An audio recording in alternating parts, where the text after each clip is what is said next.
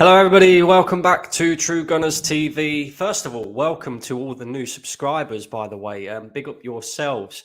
Obviously, you enjoyed me speaking facts over on the Football Terrace and on Lee Gunners channel after the Arsenal game the other night. I'm not one of these who will sit there and say everything's all rosy in the garden. It's all rainbows and fantastic. I will call things out when I see it. So big up yourselves and much appreciation to all of you coming over to the channel to enjoy the content, of course. And as you guys have probably seen by the thumbnail, we're going to be talking about the transfer window. We're going to be talking about Edu and Arsenal, of course. 7 days to go, guys. Just 7 days. We've got a week to go until the transfer window slams shut. And let's be honest, Arsenal's outgoings and Arsenal's player sales have been nothing short of a disgrace. Now, there are three things, or should I say three jobs that a director of football has, to my understanding. Number one, incomings, so reinforcements, or let's just say players coming in, yeah. Number two, contract negotiations, so whether that be contracts for new players coming in or players that are already at the club. Yeah, so that's number two. And number three is player sales, player outgoings, whatever you may call it. And let's be honest, so far in the transfer window, Edu has done a very good job at negotiating contracts to keep our best players at the football club. Gabriel Martinelli, Bukayo Saka, who else has had a new contract? Aaron Ramsdale, even though he's now possibly been replaced by David Raya. Then you've got who else? There's a few. Saliba, yeah, Saliba was a big one as well. So on that front, he's done a very good job. On the player incomings, now this one gets very interesting for me because a lot of people are crediting Edu with the signings of Timber, Rice, Havertz. But I'm not so sure about why we would credit Edu with them signings at all, to be honest with you. But I will get into that in just a second. And then the third and final thing, which has always been the worst thing about Edu, is player sales. How many times since he's been here have we had to tear up people's contracts just to get them out of the football club? How many times have we actually got a decent fee for a player when we've decided to move them on? Now, so far, we have had 2 months of an open transfer window to do what is required to get certain players in and certain players out of the football club that don't need to be here anymore. And so far, the only 2 notable sales that we have made is Granit Xhaka and Matt Turner. And both of them were first team players, let's just say. They weren't on the fringes, right? But Matt Turner was the second choice to Aaron Ramsdale. Granit Xhaka was part of the first team last season. So what is going on with all the other players that are no longer part of Mikel Arteta's plans, part of Arsenal's plans, part of anything at all? Why have we not made any player sales so far apart from them two? Why? Austin Trusty, yeah, it is what it is. It was a Trusty, the process. It was a PR signing in the first place. So was Matt Turner, in my opinion. But anyway, we move on from that. But the point is, we've still got Nicolas Pepe, Sambi Lokonga, Mohamed Elneny, Nuno Tavares, Rob Holding, Cedric. They're still all on Arsenal's books. Fabio Vieira, not fucking good enough. Yeah? All these players, Eddie Nketiah, are still on Arsenal's books right now. And okay, the Nketiah one you can forgive because the manager is using him right now. Even those, I don't think that's right.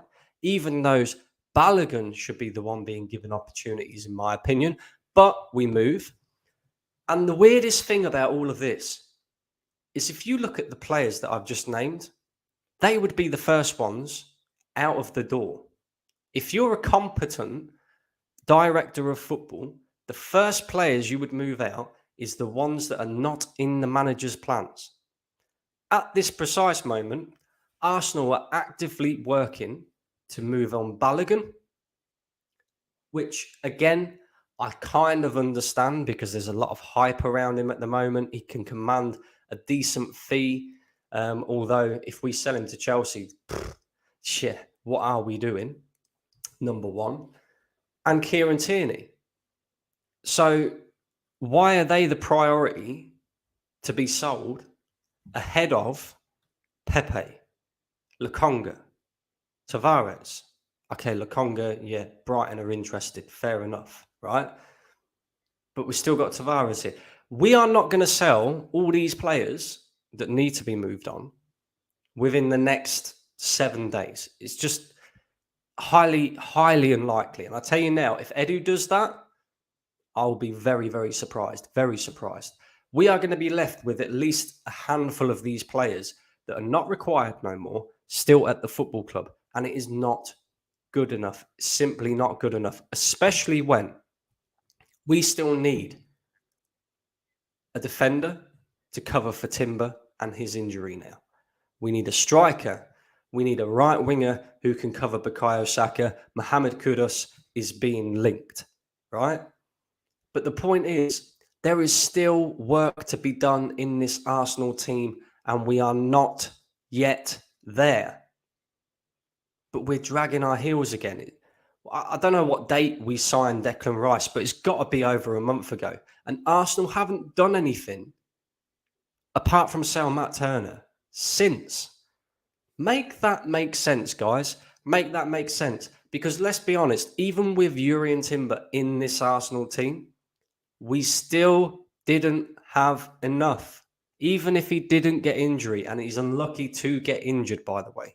Yeah, very unlucky to be injured. First game of the season, out for the rest of the season.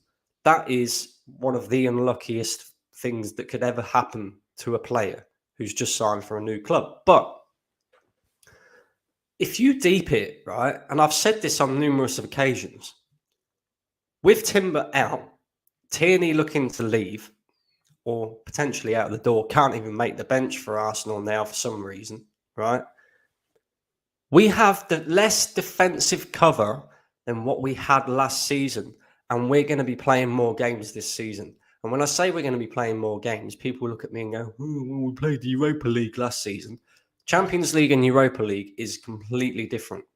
You simply cannot play a second string team in the Champions League. Otherwise, you're out. Even in the group stages, you cannot afford to be pissing around. You have to play your best 11 or the best available 11 for 2 games a week, every single week. Every single week. So it is inevitable that we will pick up more injuries this season. And right now, as things stand, Arsenal are in the same predicament that they was last season. We are one William Saliba injury away from capitulation. We are one Zinchenko and Tomiyasu injury away from having to play Kivior at left back. Yeah? Maybe we play Declan Rice at left back because we seem to be pretty happy playing Thomas Partey at right back at the moment. And this is all the things that these idiot Arsenal fans cannot understand. They look at what we're doing at the moment. Oh, the manager's just, he's just experimenting with the team because we was too one-dimensional last season and you all complained about it. Let's look at the depth of the squad. And Lee said it perfectly on the fan cam, right? Granit Xhaka out, Declan Rice in. That's 1 in, 1 out. Jurgen Timber in, but he's out injured, right? Then you've got Kai Havertz in. That's your squad depth there. Then you've got David Raya in. Fair enough. Turner out. 1 in, 1 out. and then that's it. That's it. Do you know what I mean? That's it. So we've signed 4 players, and our squad depth now is David Raya and Kai Havertz. Apart from that, the rest of the squad is exactly the same as last season. Pretty much. Yeah. You've got Declan Rice there instead of Granit Xhaka. You've got Jurrien Timber out injured all season. Doesn't really count. Then you've got Kai Havertz, who's your squad depth, and David Raya or Ramsdale, who's your squad depth.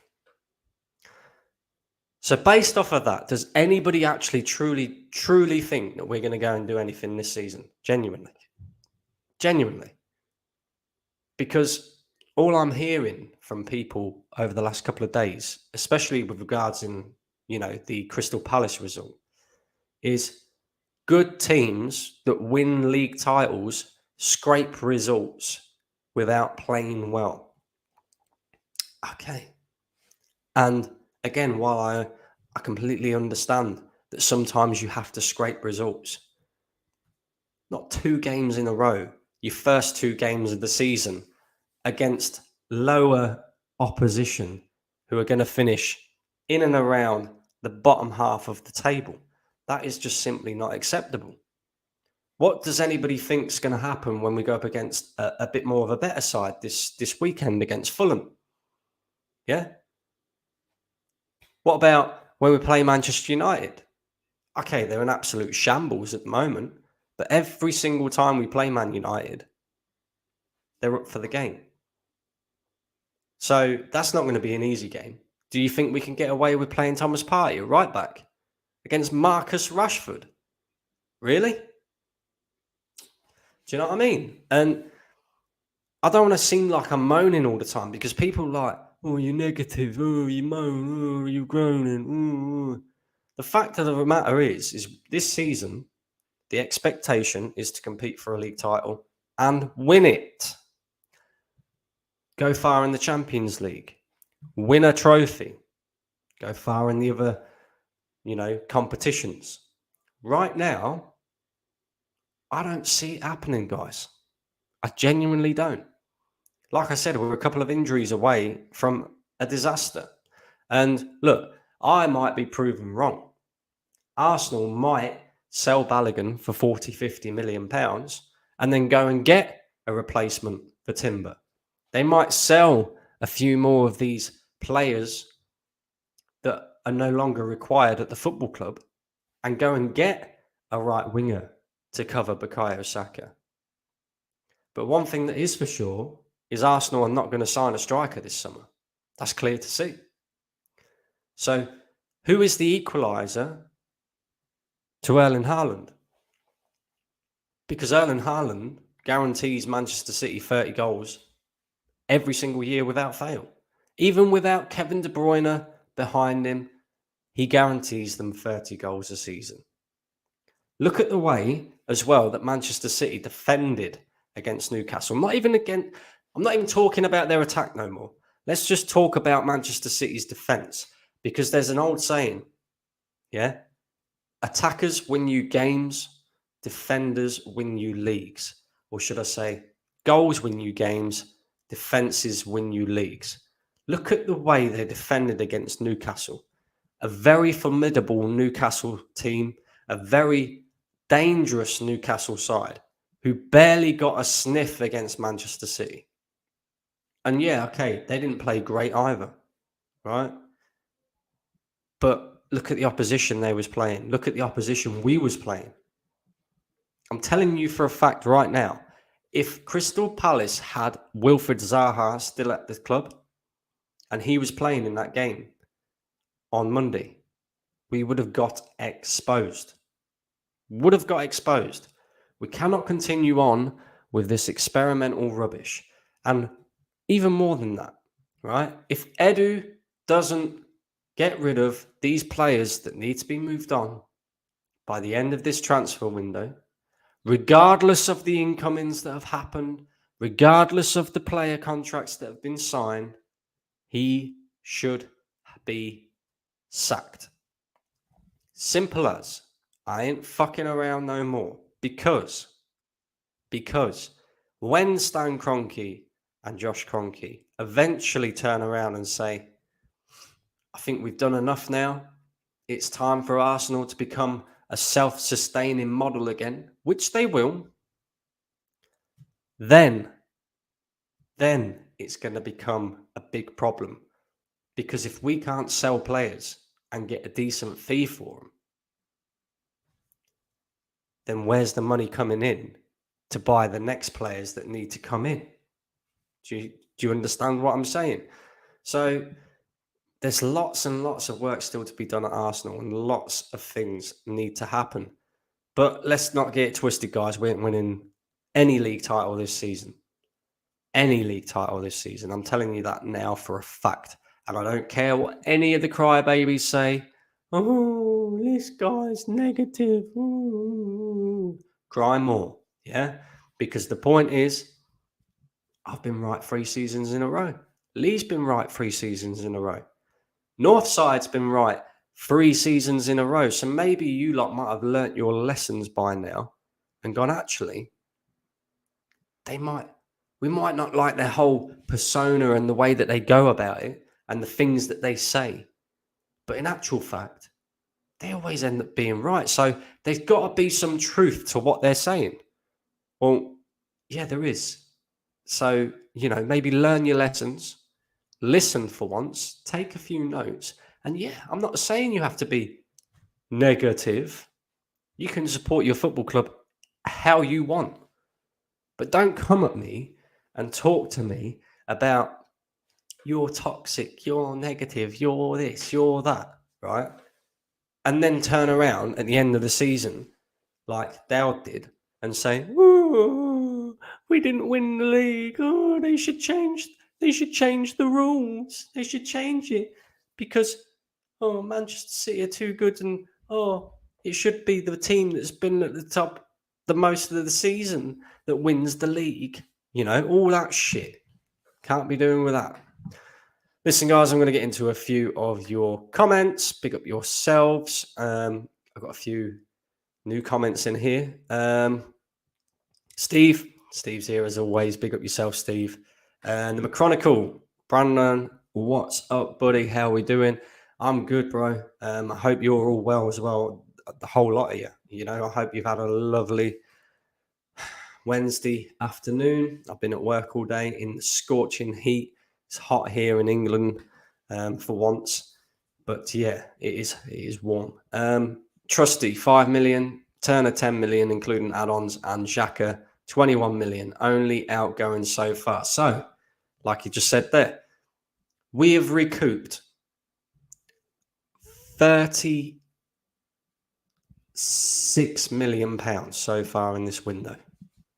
36. And we've spent 240. So, like I said, when Stan Kroenke and Josh Kroenke, because it will happen, when they eventually turn around and say, Arsenal need to be a self-sustaining model, and again, we've spent enough money now, blah, blah, blah, blah, blah, whatever it may be, we're in trouble if we cannot recoup more money than that. That's a joke. It really is a joke. Big up Brandon and the chat. Hope you're all good. Big up Footy Chats. Nice to see you in here again. Here to there. Says, cheers, Brandon. It's the wages. They're too high and we can't shift them. Well, this goes back to the old regime, I suppose. But even then, we gave Rob Holding a new contract, or the manager gave Rob Holding a new contract to protect his value. Well, guess what? His value is still £2.5 million. Yeah. Why did we give El Neni a new contract? Oh, he's a nice guy. I don't care if he's a nice guy. I don't care about any of that. Can he do the job? Is he good enough to play for Arsenal Football Club? Is he good enough to win Arsenal a title? No. Is he even second choice in the midfield? No. So why are we holding on to these people? Why did we give him a new contract? Oh, well, he got injured. What is this? A creche? What is this? Like a bloody charity now? We're just, if that's the case, I want to contract Arsenal. Yeah. I want a contract for calling out your bullshit. Do you know what I mean? Why not? Why not? I can't play. I could never be good enough to win you a league title, but I could do you a job in, actually calling out your bullshit and your PR and all that lot, you know? But why are we doing it? I don't understand. I don't understand. Not Odu's fault by any stretch. Who wants to buy a dub player? Definitely not me. Well, the thing is I get where you're coming from, Wagner, and I do. But there are football clubs out there that will buy these players off of us. Rob Holding, for an example, is probably good enough to play for a Premier League team at the lower end of the table.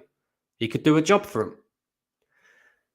He could do a job out in Italy, Germany, something like that. There are football clubs that will be interested in him. It's not a case of he's that much of a dub player. There's nobody interested in him. You know what I mean? And it's the same for all the rest of them. And I understand the issue with the wages and whatever, but do your job. I don't get it. I really don't. Just give me 2 seconds, guys. I've just got to plug my charger in. I can find it.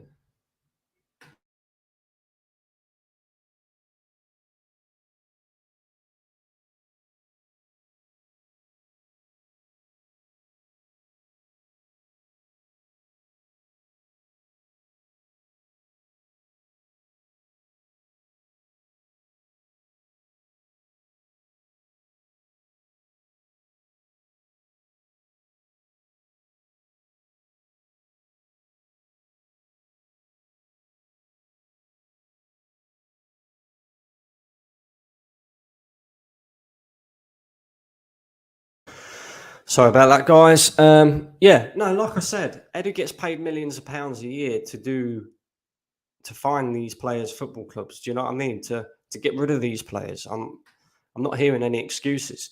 Here today says Balogun and Tierney are really the only two sellable assets in relation to their wage, despite the fact we should be keeping them.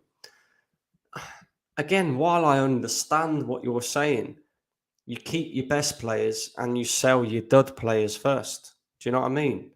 Your players that are not good enough. Even if you only get a couple of £1 million for them, it's better than nothing.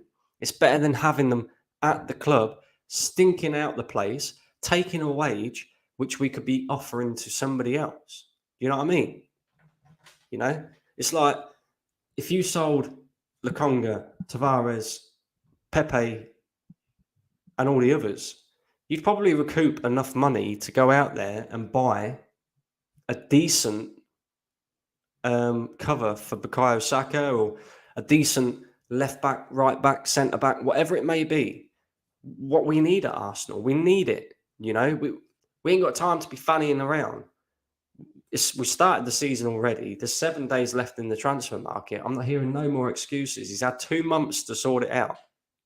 2 months to find suitors for these players and 2 months to get what we need in order to go and compete for a league title. And right now, we're not there. We're simply not there.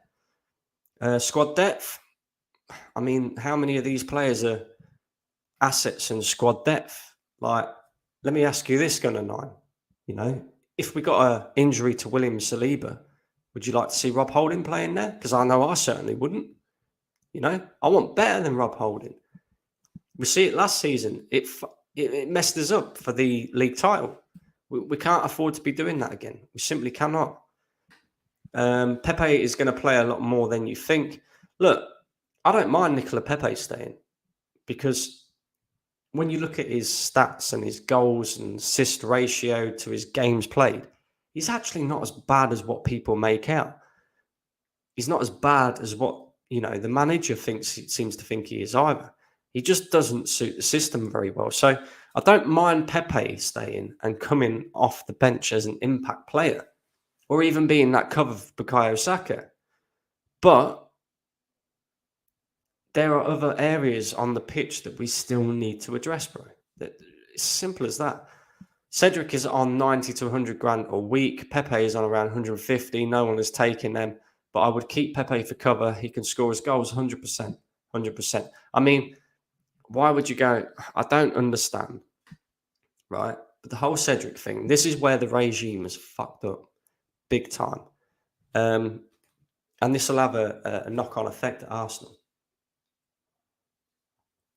Because why would you offer Cedric 90 to 100 grand a week anyway? We got him on a free. He was injured. Then we offered him a 4-year contract on 90 to 100 grand a week, knowing full well that he was never going to be good enough to take us to where we wanted to go in the first place. So why offer him a 4-year contract, number one?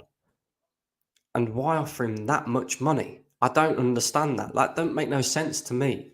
Like, we shot ourselves in the foot with this one. You know what I mean? Timber will be like a new signing by next summer. Next summer's too late, bro. The expectations are to win a league title this season. It's as simple as that. You know, when you spend the money that Mikel Arteta has spent, and you competed for a league title last season, the expectation is there. And look, there'll be a lot of Arsenal fans that will backtrack. I guarantee you, as soon as things start going wrong, or, you know, we start to fall away, or whatever it may be, or we get injuries, people will backtrack and make excuses. You ain't going to hear excuses from me.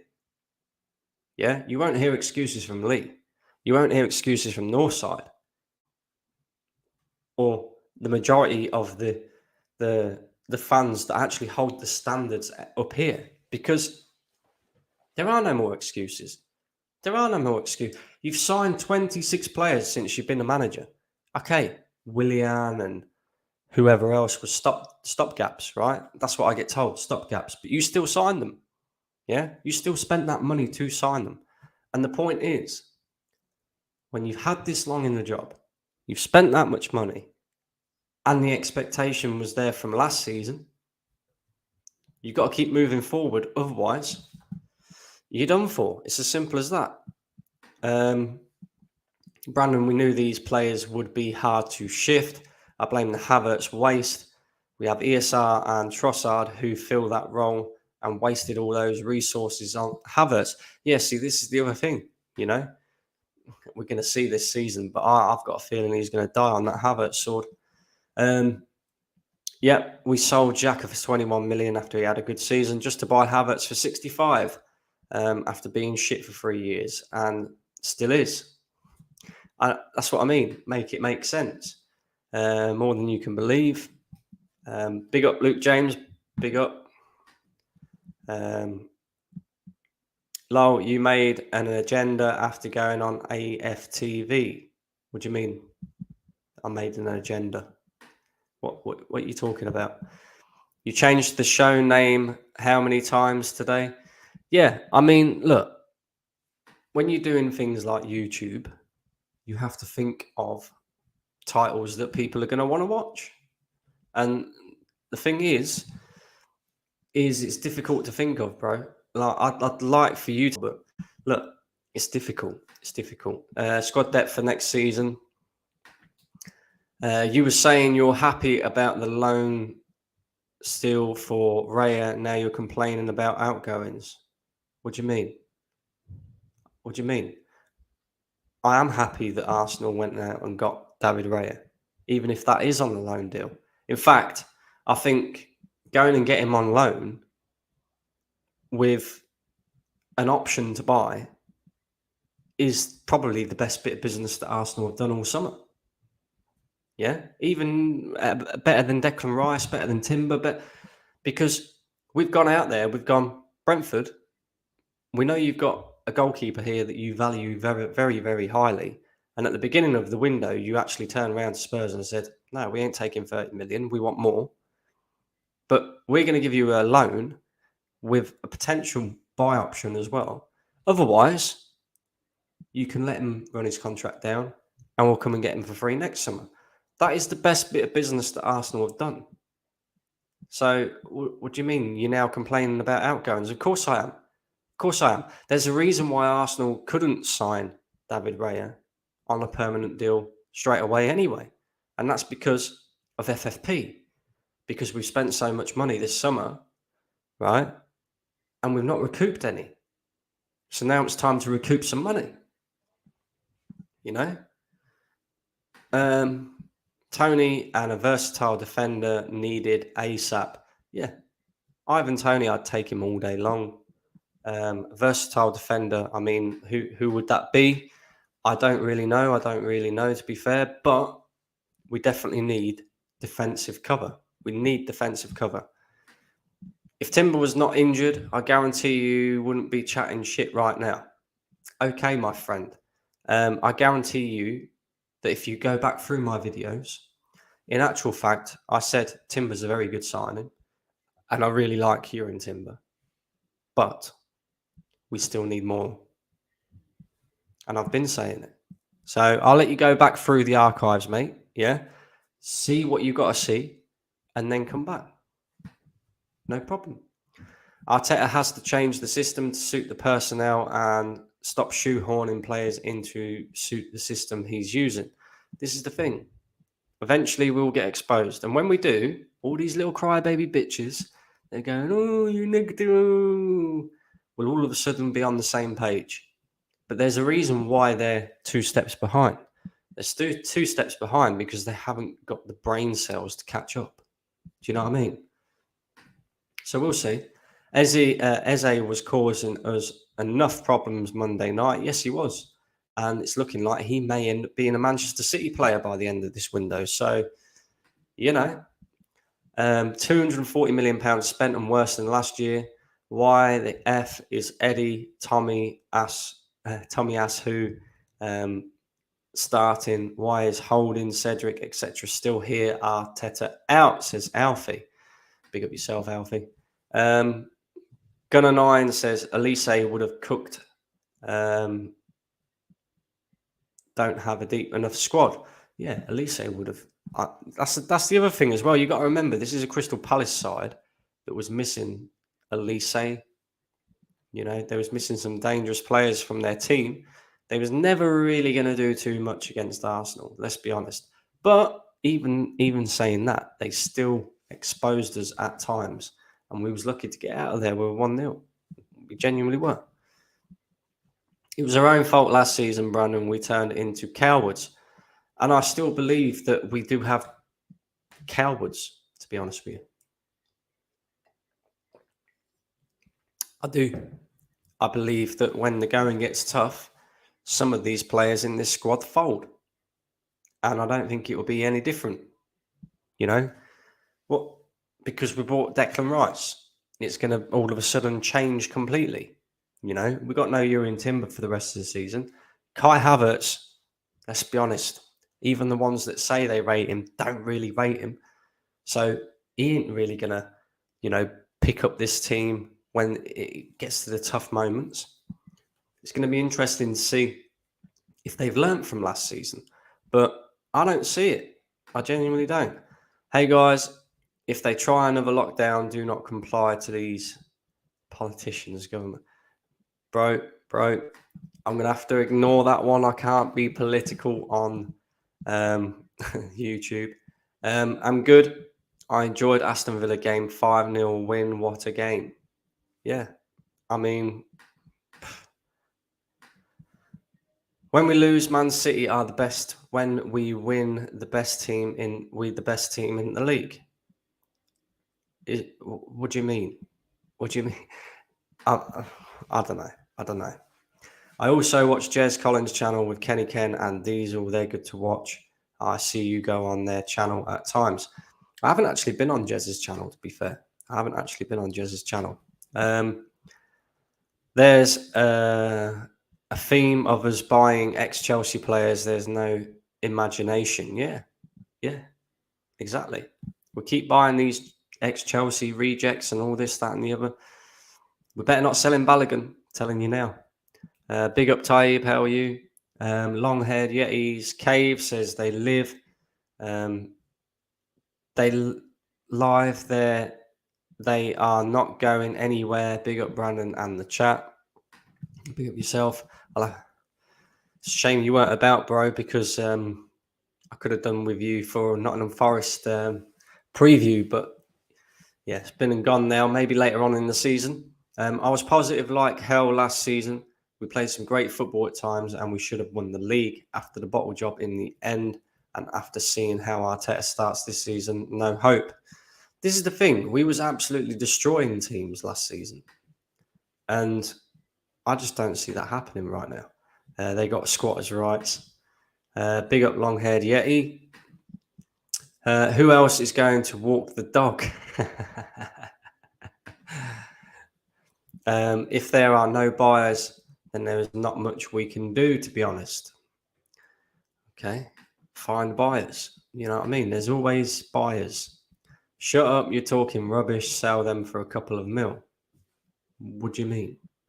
A couple of £1 million is better than having them stinking out the place, taking money, as in contract money, just to not ever be used. That doesn't make any sense, bro. Do you know what I mean? Mark, chill. It's not that deep. They can't sell the duds because they would have to have the squad depth with FFP. We can't. Why don't you sack him then, big man? Bro, if we don't win the league title this season, if we don't compete for the league title this season, if we don't go far in the Champions League this season, if we don't do well in and win a trophy, at least win a trophy this season, then I want him and Edu sacked. So what are you saying? You know, what are you saying? I've been consistent with it as well. Brandon, what you think of Matoma from Brighton? I think he's a very good player. Very good player. But he don't fit the Arsenal thing because he's not a young player. I believe he's like 27, 28 actually. We are 3 million overdrawn. Rob Holding scored against City. So you don't mind Pepe staying and getting paid for doing nothing? No, Mark. In actual fact, Pepe, if he stayed, would be the cover for Bukayo Saka. And what do you mean getting paid for doing nothing? He'd be on the bench, coming on as an impact sub if he was staying. If he's not staying, or the manager don't want him being the important thing, then sell him. You know? The important thing here is, does the manager want these players? If he's not using them, then clearly not. If they're not part of his plans, if he's not going to use them, move them on. Doesn't matter who the player is. Pepe would have better numbers than Saka in one season.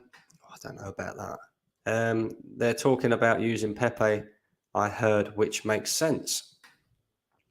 You literally contradicted yourself, trying too hard to be League Gunner, mini League Gunner. Okay, Mark. Whatever you say, my friend. Cardboard head, Arteta out. Big up Brandon, hope you're well. Big up yourself. Saka has played 83 games consecutively in the league. His stats are going to be low. Interesting. I'll do a couple more comments. Mark, get off League Gunner's dick. Listen, Mark, if you are not happy with what I've got to say, you don't have to watch, mate. Simple as. But you can come back to this at the end of the season when you realise I'm all right. Are you moaning again? Oh, here we go.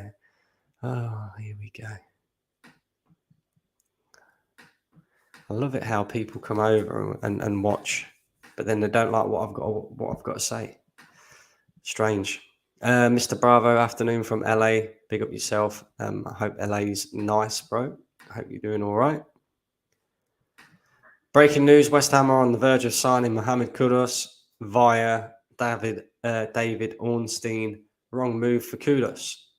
Well, it's clear to see that Arsenal obviously don't want him then. David Bowen, Arteta cannot see that between Tomiyasu, Partey, Rice and Nketiah. There's a lack of cutting edge and those players lack technical skill. They're too robust. What can I say, my bro? They'll all find out this at the end of the season, I'm sure. Since it doesn't look like Arteta will be selling anyone, does that mean Arsenal are done in the transfer market as of now, or do you expect one more to come in? If it was me, we need at least 2 more. At least 2 more. If we don't sign anyone, Jesus Christ, you lot have all got a short shark shock this summer, this season. I'm telling you now. Kudus for 43 million. What is Edu doing? Where there's a will, there's a way. Kind of beautiful, and every night has its day. We got a poet here. We got some poet. So magical, and if there's love in this life, there's no obstacle that can't be defeated for every tyrant. Jesus, mate. I mean, big up yourself for writing all of that, but I ain't reading all that out. Jesus. Martinelli is a complete waste without Jesus. This is the other thing. Trossard can do that Jesus role. Eddie Nketiah cannot. But you got to say that quietly, guys. You got to say that quietly, because if you don't say it quietly, then the Arteta sexuals will come for you, and they'll tell you about Eddie Nketiah, and they'll tell you about how he's so great because he scored against Nottingham Forest and that. So say it really quietly, but Eddie Nketiah is simply not good enough. They can't spend no more money, no more until they sell. That's why they could only loan Raya. There you go. You have no identity this season so far. Arteta needs to stop messing around and get serious. Pick up yourself, long-haired Yeti. That Mark must be sucking Arteta's. You know what? He's in the wrong channel. The sad. You know what? To be fair, we can also use Trossard, Nketiah, Saka. I wouldn't use Trossard, Nketiah, and Saka. That wouldn't be my front three. It's not dangerous enough. Nketiah, he doesn't finish his chances. He doesn't finish his dinner, and that's his biggest problem. I bet Arteta will be the first to get the sack. Well, we will see. We will see. But listen, guys, I will be back at 9 o'clock in 45 minutes. So make sure you tune in again. This time I will be here with Deji Spurs, where we will be reviewing the Premier League's fixtures at the weekend. Also talking about Man United and their defeat to Spurs, Chelsea and their defeat to West Ham, Arsenal scraping through. We'll review all of that. It's a new show, by the way, so make sure you come over and show some love. Make sure you're subscribed to the channel if you're new and not subscribed just yet. Make sure you hit that notification bell as well so you never miss a video on the channel. And look, 9 o'clock, make sure you're there, and I'll see you guys in 45 minutes time. Peace.